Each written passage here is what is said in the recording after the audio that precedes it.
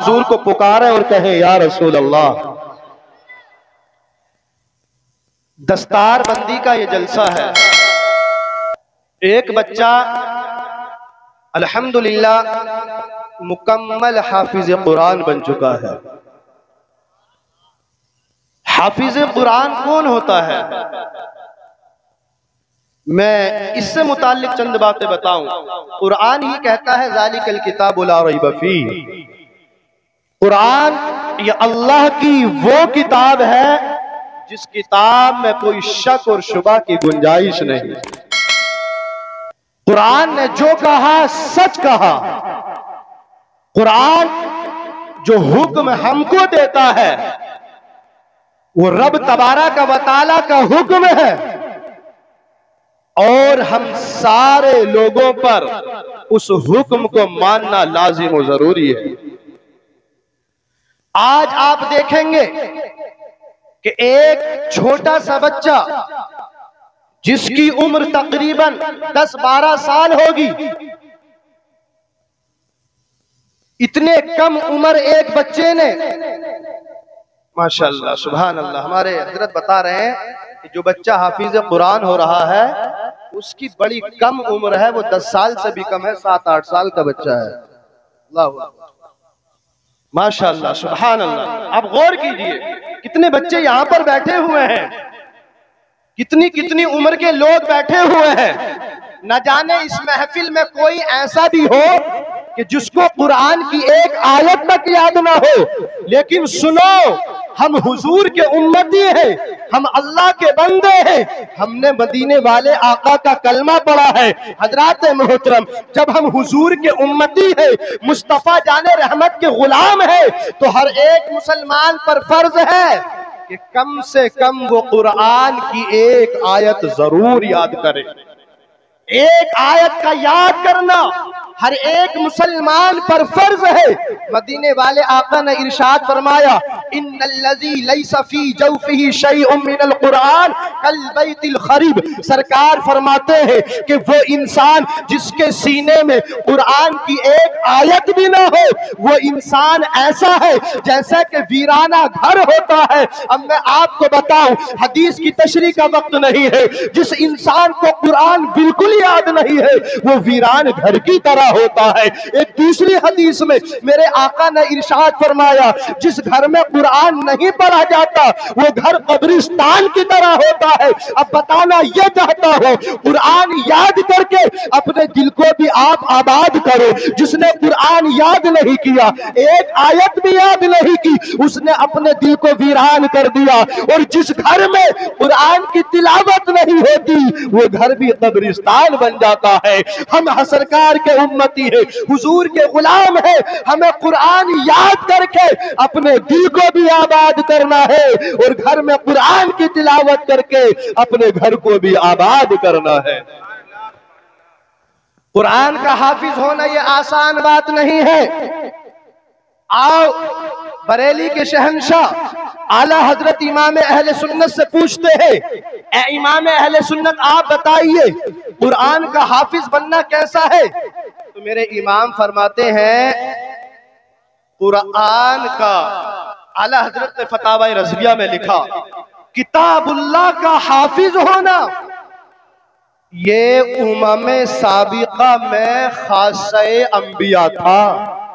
شاید آپ کی سمجھ میں نہیں آئی، لیکن آپ لوگ میری بات سن رہے ہیں نا، کہیں سبحان اللہ۔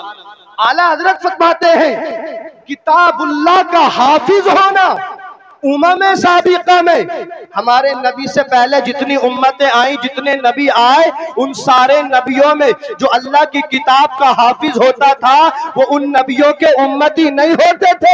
امام اہل سنت فرماتے ہیں تورات کا حافظ، زبور کا حافظ، انجیل کا حافظ، حضرت ابراہیم خلیل اللہ پر جو صحیفے نازل ہوئے ان صحائف کا حافظ، حضرت آدم علیہ السلام پر جو صحائف نازل ہوئے ان صحائف کا حافظ، کوئی امتی نہ ہوا، بلکہ کتاب اللہ کا حافظ ہونا صرف نبیوں کی خاصیت تھی۔ نبی حافظ ہوتے تھے، زبور کے حافظ نبی تھے، انجیل کے حافظ نبی تھے، تورات کے حافظ نبی تھے، لیکن یہ قرآن ہے۔ قرآن اعلیٰ حضرت فرماتے ہیں یہ قرآن کا فیض ہے کہ میرے آقا کے 10 سال کے امتی بھی پورے قرآن کے حافظ بن جاتے ہیں، پورے قرآن کو سینے میں بسا لیتے ہیں۔ یہ قرآن کا اعجاز ہے، کسی کتاب کا حافظ آپ کو نہیں ملے گا، اگر کوئی حافظ ملے گا تو قرآن کا حافظ ملے گا۔ قرآن کا حافظ بننا، سبحان اللہ، یہی قرآن ہے۔ اس قرآن پاک کو جس نے جتنی محبت سے پڑھا اتنی ہی جلدی اس کے سینے میں محفوظ ہو گیا۔ ہاں یہی قرآن ہے، ہمارے بزرگوں نے پڑھا، یہی قرآن ہے۔ جب سرکار غوث پاک نے والدہ کے شکم میں سنا تو ابھی دنیا میں آئی بھی نہیں ہے، ماں قرآن پڑھتی ہے، بیٹا ماں کے شکم میں سن سن کر قرآن کا حافظ بن رہا ہے۔ ہاں یہی قرآن ہے۔ جب اس قرآن کو محبت سے حضرت محمد ابن سینا نے اپنے سینے سے لگایا اور قرآن کو پڑھنا شروع کیا تو حضرت محمد ابن سینا رات میں قرآن پڑھنے بیٹھے، فجر ہونے سے پہلے پورے قرآن کے حافظ ہو گئے، پورے قرآن کے حافظ۔ محبت سے قرآن کو لگایا، محمد ابن سینا نے قرآن پڑھا تو ایک رات میں پورے قرآن کے حافظ۔ ہاں یہی قرآن ہے، یہی میرے آقا کے امتی ہے۔ جب امام زہری نے قرآن کو اٹھایا اور اس کا حفظ کرنا چاہا، امام زہری پڑھتے ہیں قرآن پاک کو، پڑھتے رہے 80 دن گزرے کہ 80 ہی دن میں پورے قرآن کے حافظ ہو گئے۔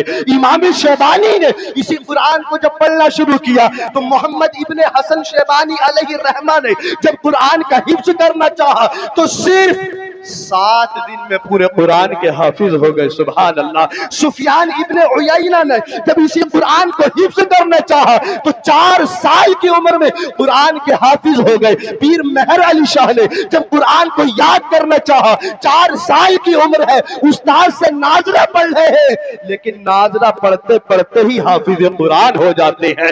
ہاں یہی قرآن ہے۔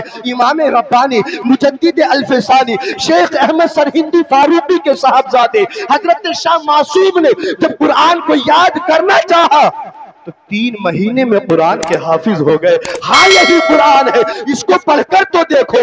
اللہ کا قرآن کہتا ہے وَلَقَدْ يَسَّرْنَا الْقُرْآنَ لِلذِّكْرِ فَهَلْ مِن مُدَّكِرٍ۔ اے لوگو، ہم نے قرآن کو تمہارے یاد کرنے کے لیے بہت آسان کر دیا ہے، بڑا آسان کر دیا ہے۔ قرآن کتنا آسان ہے، یہی قرآن ہے۔ جب اس قرآن پاک کو حضرات محترم ہمارے بزرگوں نے پڑھا، کوئی 1 دن میں حافظ ہو رہا ہے، کوئی 4 دن میں حافظ ہو رہا ہے، کوئی 7 دن میں حافظ ہو رہا ہے، کوئی 80 دن میں حافظ ہو رہا ہے، کوئی 90 دن میں حافظ ہو رہا ہے۔ ہاں یہی قرآن ہے۔ ایک بار میرے امام کو، امام احمد رضا کو کسی نے کہہ دیا حافظ صاحب، آپ حافظ تھے نہیں، کہہ دیا حافظ صاحب۔ امام احمد رضا نے سوچا میں تو قرآن کا حافظ بھی نہیں ہوں اور مجھے حافظ کہا جا رہا ہے۔ آج تو چھوٹے چھوٹے حافظوں کو علامہ کہہ دیا جاتا ہے، کسی پر کوئی اثر نہیں پڑتا۔ آج تو کوئی کسی کو بھی مفتی کہہ دیتا ہے، کوئی اثر نہیں پڑا۔ یہ میرے امام کی تعلیم ہے۔ اعلیٰ حضرت حافظ نہیں تھے، کسی نے حافظ کہہ دیا۔ جب حافظ کہا تو سوچنے لگے میں تو حافظ بھی نہیں ہوں، لوگ مجھے حافظ کہتے ہیں۔ رمضان کا مہینہ آیا، افطار کے بعد میں، نماز مغرب ادا کرنے کے بعد میں، تراویح پڑھنے سے پہلے قرآن لے کر بیٹھتے ہیں، تقریباً آدھا گھنٹہ 1 پارہ پڑھتے ہیں۔ اسی طریقے سے پورے رمضان کے مہینے یوں ہی قرآن پڑھتے رہے۔ اللہ تعالیٰ نے 1 مہینے کی کم مدت میں صرف روز آدھا پون گھنٹہ پڑھا کرتے تھے، اللہ نے احمد رضا کو بھی حافظ قرآن بنا دیا۔ حضرات محترم، یہ قرآن ہے، قرآن اس کو پڑھا کرو، اپنے بچوں کو حافظ بناؤ۔ مکہ کی سرزمین پر قرآن نازل ہو رہا ہے، اللہ اکبر کبیرہ۔ وہ عربی زبان کے ماہر مکہ والے حضرات محترم ساری دنیا کو گونگا کہتے ہیں عرب کے لوگ، اس لیے کہ زبان صرف وہ عربی زبان کو مانتے ہیں، کسی کو وہ اہل زبان سمجھتے ہی نہیں ہے۔ جب تک اسلام دنیا میں نہیں آیا تھا، میں بڑی تیزی کے ساتھ بات کر رہا ہوں اس لیے کہ وقت کم ہے، بیچ میں ٹھہر بھی نہیں رہا، میری بات اچھی لگے تو سبحان اللہ بھی بول دو۔ حضرات محترم، ابتدائی اسلام ہے، اسلام کا ابتدائی دور ہے، میرے آقا مکہ میں پیدا ہوئے۔ حضرات محترم، جب سرکار قرآن پڑھا کرتے تھے، حضور کی زبانی جب کفار مکہ قرآن سنا کرتے تھے تو مکہ کے کافروں کے بچے قرآن سن سن کر حضور کا کلمہ پڑھ لیا کرتے تھے۔ مکہ کی عورتیں قرآن سن سن کر مدینے والے کا کلمہ پڑھ کر اپنے باپ دادا کے دین کو چھوڑا اور محمد ابن عبداللہ کے دین کو قبول کر لیا۔ حضرات محترم، جب سرکار قرآن پڑھا کرتے تھے اللہ اکبر کبیرہ تو حضرات محترم لوگ مسلمان ہوتے رہے۔ میں بس آخری بات آپ کو بتا رہا ہوں، مجھے اشارہ مل رہا ہے اور بات آ کر میں اپنی جگہ پر بیٹھ رہا ہوں۔ حضرات محترم، جب لوگ سرکار کی زبان قرآن سنتے تھے تو حضور کو کہتے تھے کہ یہ تو جادوگر ہے۔ معاذ اللہ، کیا کہتے تھے؟ یہ تو جادوگر ہے، یہ تو ساحر ہے، یہ تو مجنون ہے۔ چند جوان لڑکے میرے آقا کو مجنون الیاذ باللہ کہتے کہتے میرے سرکار کے پیچھے جا رہے ہیں اور حضور کے پیچھے پیچھے شور اور غوغا کر رہے ہیں۔ سرکار علیہ السلام کے پیچھے کفار مکہ کے چند جوان لڑکے حضور کو پریشان کر رہے ہیں۔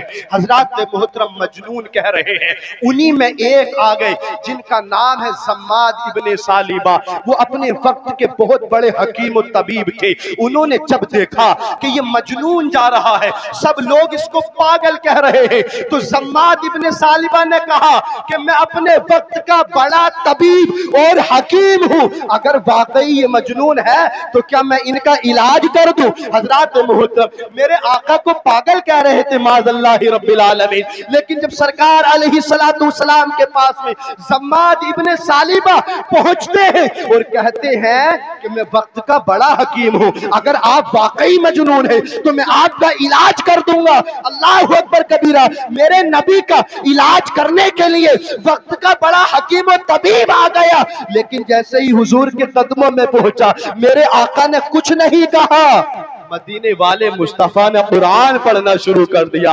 جب میرے آقا نے قرآن پڑھا تو زماد ابن سالیبہ جو حضور کا علاج کرنے آیا تھا قدموں میں گر جاتا ہے اور قرآن کی تلاوت سن کر اسلام میں داخل ہو جاتا ہے۔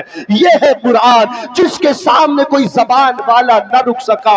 اعلیٰ حضرت فرماتے ہیں تیرے آگے یوں ہے دبے لچے فصحاء عرب کے بڑے بڑے، کوئی جانے منہ میں زبان نہیں بلکہ جسم میں جان نہیں بلکہ جسم میں جان۔ نعرہ تکبیر، نعرہ تکبیر، نعرہ رسالت۔ وقت کی تنگی ہے اور سید صاحب کو سننا ہے، باتیں بہت ہو گئی، بیان کرنے کو بہت کچھ ہے۔ ہمارے صاحب اشارہ بھی کر رہے ہیں کہ اور بیان کر دیا جائے، لیکن نہیں، ہمارے کشمیر سے آنے والے مہمان ہیں اور سبحان اللہ مہمان بھی کوئی عام مہمان نہیں بلکہ حضور کی آل سے ہیں۔ سبحان اللہ، ان کا سننا ضروری ہے۔ میں تو آپ کے گھر کا ہوں، یہ ہمارے بھائی ہیں، میں انشاءاللہ کبھی سنا دوں گا، بس حضرت کی بات سنیں اور بس میری بات پر عمل کریں کہ اپنے بچوں کو قرآن کی تعلیم دو، اپنے بچوں کو قرآن پڑھاؤ۔ حالات بڑے خراب چل رہے ہیں، اپنی بچیوں کو پردے کی تلقین کرو، پردے میں رکھو اپنی بچیوں کو۔ حالات دیکھ رہے ہیں آپ، بے پردگی کے معاملات دیکھ رہے ہیں، بچیوں کو پردہ کراؤ اور ان کو قرآن سکھاؤ، بچوں کو بھی قرآن سکھاؤ۔ حضرات محترم، جب اس قرآن کو پڑھا جائے گا تو دل صاف ہو جائے گا، قرآن سے بیماریاں دور ہوتی ہیں۔ سرکار غریب نواز فرماتے ہیں جس انسان کو سارے ڈاکٹروں اور حکیموں نے ناپاس کر دیا ہو، کہہ دیا ہو کہ اس مرض کا کوئی علاج نہیں ہے، سرکار غریب نواز نے فرمایا وہ انسان مسجد میں جائے، فجر کی 2 سنتیں پڑھے۔